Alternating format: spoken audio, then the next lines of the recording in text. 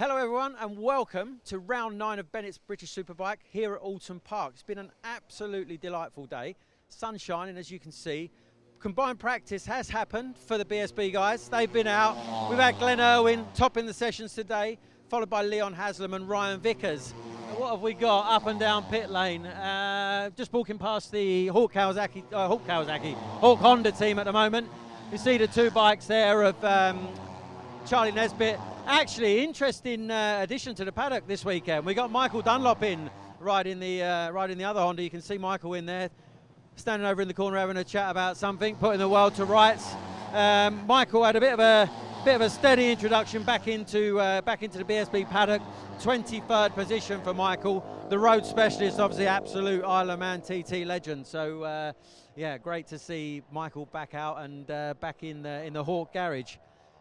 Next door to the Crendon Honda Hawk garage, then we've got Ben Curry actually first on the Super Sport class for the Moto Rapido team, and obviously local boy to here, Christian Idden. Christian always goes well at Oulton Park, especially if the conditions are a little bit mixed. Currently top 10 actually, Christian Idden, so having a steady run out. I think that plenty of people will have been expecting just a little bit more from his return to Ducati with the Oxford Moto Rapido team. Great team, great effort. Obviously, Christian had ridden the PBM bike a few years ago, so yeah, settling back into to BSB on a Ducati quite nicely, but not just attaining quite the results that he'll want right now.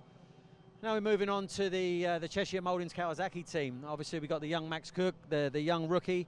Let's see where Max was. Max was 14th in the combined times there. So Oulton Park, quite a different proposition to the round at Thruxton where Max was super strong. Number 14 next door to him, his teammate Lee Jackson.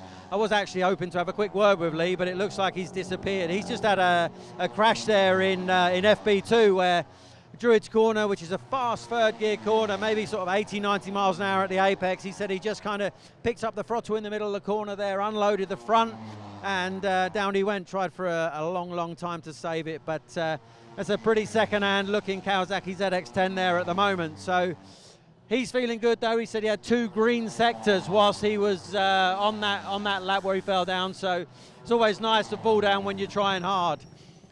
Next garage along, obviously, FHO BMW. You see Peter Hickman there in the background just talking to Darren Jones, the team coordinator. Hickey always goes round here. Goes well round here, should I say. It's a physical track. We've got to make sure we don't get run down by the British Talent Cup boys who are currently out at the moment. That's what all that noise is about, actually. You can probably hear them on the track. I can barely hear myself think, but yeah, them guys are roaring around. So yeah, Hickey's going all right. 8th so far, which is 3 places in front of his teammate Josh Brooks. Josh trying his best to figure out what to do with that FHO BMW. The BMW is such a finicky bike, you know. On its day, when they get that thing right, it is an absolute weapon, and these are by far the pinnacle of the BMWs in the BSB Championship. You see Josh there working away, talking with his crew chief Brains. Mel, the chassis mechanic there, standing there looking pretty for you, filling the thing up with fuel. Great team, great couple of riders in there. Hickey saying hello to us, giving us a little thumbs up. Right, we'll move further up the pit lane now. Garage number 8. A new addition to the McAMS Yamaha team this weekend. We got Luke Stapleford in. Obviously this was originally Tim Neve's ride at the beginning of the season, but Luke Stapleford in, the Super Sport stalwart, if you like. Rode the FAO Kawasaki actually at the last round, but he's been asked to ride this McAMS Yamaha, obviously a championship winning bike from last year alongside Jason O'Halloran. And I had a real quick chat with Luke this morning and asked him about the track day that he actually came and done on that bike. And he said he loves the thing, so much different to the Kawasaki he rode recently. But you imagine being a track day punter and getting Luke Stapleford sticking a McAMS Yamaha up the inside of you going into turn 1 and frighten the life out of some of the people. In the corner there you can just see, zooming in on Jason O'Halloran and his partner Rachel talking to Barry Stanley, his crew chief. Jason's been okay around here so far, you know, not quite where he want to be. Only 3 temps off though. Jason down in P6 after combined qualifying. This track's been a little bit of a nemesis for him. I don't know if you'll remember, but a couple of years ago, had a very, very difficult start to the Showdown. Lost the front and then had another crash, and obviously last year he had all of the problems with Tommy Bridewell, Peter Hickman I believe it was. Some big crashes for him, so wasn't ideal at all. What wasn't ideal either was me nearly tripping over that lead, but that's all right. Martrain Yamaha, sorry, garage there of Jack Kennedy. We've already seen in the media that Jack won't be remaining with that team next year, but 12th position so far in overall free practice. So Jack's chipping away. 12th doesn't sound great, but just 1 second off, and 1 second around Oulton Park isn't that difficult to find. Next garage along, Leon Haslam. We all know Leon Haslam, one of the most experienced guys on this championship. Put this whole team together himself with the Rocket BMW. Leon is absolutely flying here at Oulton Park. He's currently in second position, less than half a tenth off of pace setter Glenn Irwin. So Leon doing an absolutely fantastic job, and if anybody can muscle one of these things around, it's Leon. He's impressed me actually this year with being probably on the smallest, one of the smaller budgets, should I say, being one of the most consistent guys on one of those BMW M1000 RRs. So Leon's actually riding the slightly older model. I believe his bike is actually a 2022 World Superbike that's been converted and put into BSB spec for him. So Leon doing a great job there. Next up, it's the defending champions, OMG Yamaha. Got Kyle riding there. Kyle always goes well here. Kyle's in 4th place currently, just a 10th of a second off, 1 place behind his teammate in the next garage, Ryan Vickers.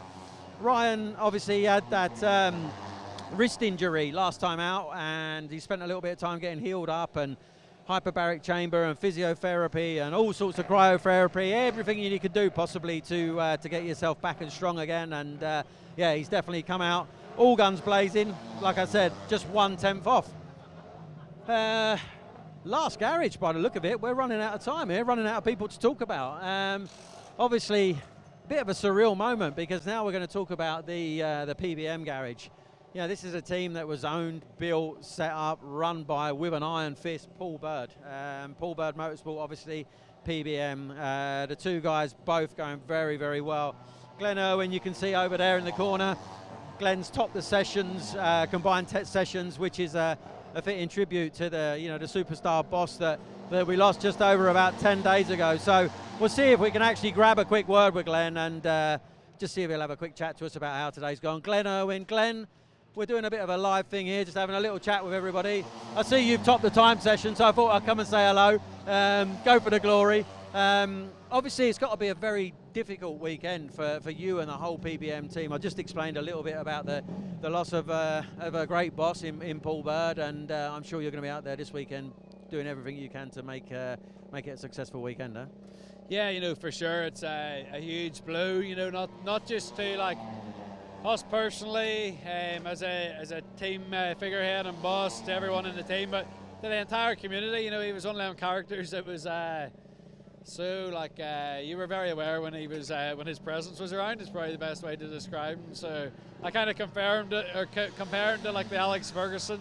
I think if you played for United and Fergie was in charge, you knew you had to win, and you knew when he was around. So, but it takes a special type of character to be able to do that, and Paul was that. So yeah, we race in tribute of him, and I guess without sounding too mercenary, we have to come here and do our job. It's there was a lot of emotion last week, and for sure there will be a lot more next week when we send him off. But right now, I think if we were sitting moping and being too upset, he would be giving it as one of his talks that you and I have definitely both had over the years. So I feel good today. I feel a little bit better than the package that's underneath me right now at the minute.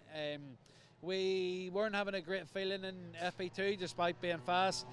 We had some new tyres at the end, and I didn't want the new tyres because I knew that we still had some, we had to understand to make the bike better. I feel with the new tyres we actually made the bike a bit worse. We improved sector 1 and 2. For sure the overall lap time could have been better, but I didn't make it through the chicane once, 3 laps straight on, so we lost a lot under braking. We know what Tommy done. I think we both have strengths.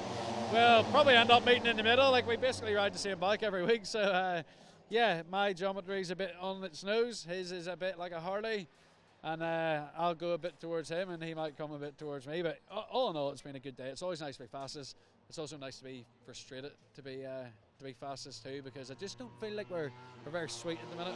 Well, I watched you out in that session, and other than the chicanes, it didn't look too bad. So great job, Glenn. Well done. Thank you very much, mate. Cheers. Right, that brings us to pretty much the end of the pit lane, to be fair. You can probably see if we can get Chris just to zoom over there. There's a lovely, lovely tribute to the Birdman here. I call him the Birdman. He was my boss. As you can see, there's many a very, very nice photo there, and a fitting tribute to a man that was almost as big as motorsport itself, the man in the middle of the shot there, Paul Bird. For now, that's us. We'll sign off. It's the end of FB2. As I said, we've had a beautiful day here. Hopefully that weather will remain with us for the next day or two, and we'll get some great racing this weekend.